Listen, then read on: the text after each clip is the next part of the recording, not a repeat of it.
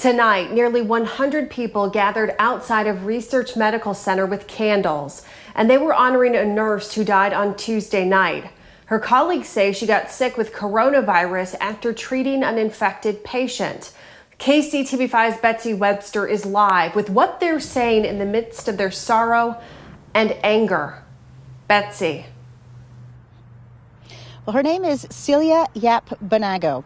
She was spirited and she was dedicated to her job. She was 69 years old and still working here at Research Medical Center. She loved what she did. She loved the people she worked with and cared for, and of course, loved her family. Her husband, niece, and 2 sons stood with the others holding candles in memory of her life and dedication. A nurse who gave 40 years of her life to the hospital, its patients, and its staff, whom she mentored. You're either really not smart to be in this field for 40 years, or you are so compassionate and selfless that you would dedicate your entire life to helping others. Candles also lined the window of the 4th floor where Celia worked. A nurse who worked beside her on that floor described her as full of energy. Celia was a little fireball.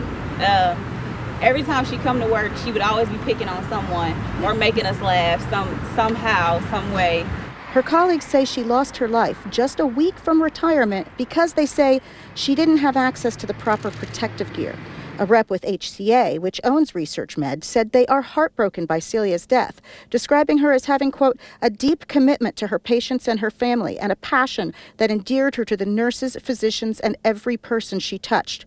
But they were upset with the union's approach, writing, "We are deeply disappointed that while we continue to mourn our dear colleague and friend Celia, the union is seeking to exploit Celia's death as an opportunity to criticize the hospital for a global PPE shortage."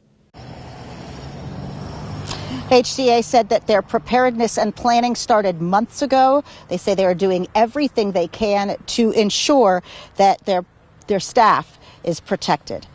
Ellen? Yeah, Betsy, we really, are thinking about her family tonight and the fact that she was going to retire next week. It's just absolutely heartbreaking. Betsy, thank you. Yeah.